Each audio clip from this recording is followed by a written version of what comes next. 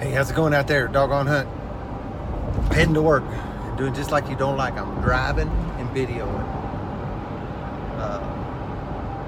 I haven't touched base in a few days. And kind of let off of that 40-day thing. Although on the videos, I'm still doing it. I'm going to talk a little about that. A couple other things. So let's get back to this abstinence thing. You know, other night I didn't realize. You know, it didn't dawn on me. I was off the caffeine for a week, and we were moving Dad all day Saturday, and it was raining. I was all wet. We got wrapped up, and I said, "Let's go get something to eat." I don't go out to eat too much. You know, I broke that habit of going out to eat a lot, and this is silly, but it did two things for me. When I had an ankle bracelet on my ankle, I started taking my lunch to work every day because you couldn't go anywhere for lunch, man. If you didn't bring your lunch, you didn't have no lunch. And it also stopped me that whole period. I couldn't go out to eat. That was one of the foreboding things. Thou shalt not have any fun in an entertainment setting. So you couldn't go out to eat. So I just don't too much. But anyway, we did the other night, and I went to Frisch's, just quick and easy, got me a salad, something decently healthy anyway. And Dad ordered unsweetened iced tea, no lemon, just like he does every time. And more times than not, I go make it two. And I did it again. And I got halfway done with that iced tea, and man, it was tasting good. And I realized, oh man, I'm not supposed to be drinking that. I give up caffeine. So I ordered another.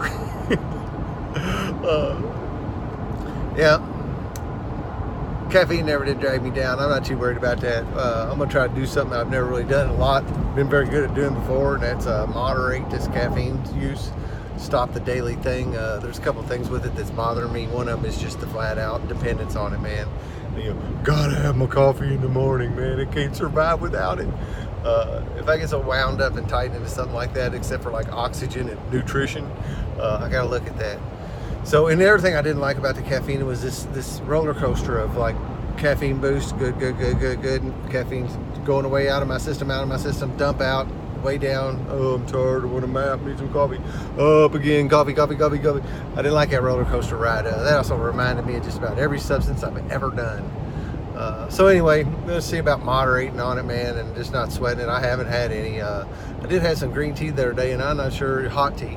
I think it had caffeine in it, but I'm not exactly sure. But anyway, that's that. The yoga. This is day 32 of the 40-day revolution. Man, we jumped forward, didn't we? We went through a week of that fruit feast, and that was a restoration week, is what they called it.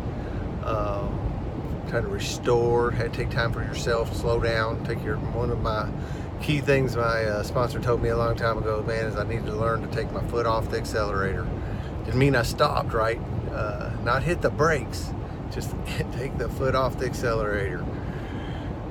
So we talked about that last week, and this week is centering and grounding. Man, and there is absolutely nothing in my life that does a better job of keeping me grounded and centered than a yoga practice and a meditation practice. Those two things are just,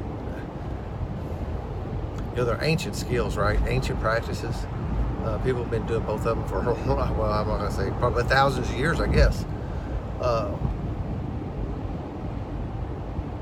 And modern society really don't do that today. Either one of them, man. You say meditation to somebody and they're like, what? No way. Yoga is doing a body meditation, you know, keeping myself aligned. You know, I love the stretching, and I love the deep stretches of yoga. That's one of the things that I really like. Man, when you do some of them hip openers and you got your legs like in half pitching and you're spread completely out, basically doing the splits, you feel that stretching, man. I know that's paying off for me bodily big time, in my shoulders, just everywhere, my lower back. But those two things keep me grounded and centered. I'll tell you how that plays out in life, man. You know, you're sitting there doing this yoga practice and it's hot and you're sweating and there's beautiful women all around you. And you got to keep breathing. And it's hard not to, man, because you get some of those twisting up poses and you want to stop. You want to hold your breath. And we kind of do that in life too, man. There's you know, it may not actually be a holding the breath, but we have a similar situation where we lock up, you know. And yoga teaches me to keep on breathing. Keep breathing through all the bullshit, you know. Don't lock up. Lock up's where, you know, I can get that and then pow, and some kind of reaction, whatever it is in my life. Meditation, well, I'll tell you two biggest things for me in meditation, and there's a lot of them, but I shouldn't even rank them as two big ones, but the two biggest ones I can think of right off the top of my head. One, helps me go to sleep. I do not lay in bed awake anymore, man. I hear insomnia by all kinds of people talking. I lay in bed and I can't sleep. I credit a meditation practice for allowing me to have a good night's sleep, man. My head hits the pillow, a couple minutes I'm out.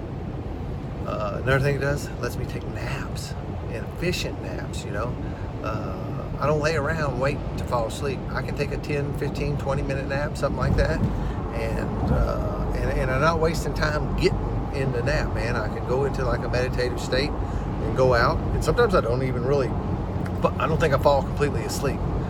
It's a meditation, more of a meditative zone than a nap sometimes, but it gives me that same restorative thing we were talking about a minute ago, where that can light my batteries back up. And I don't apologize for doing that either, man.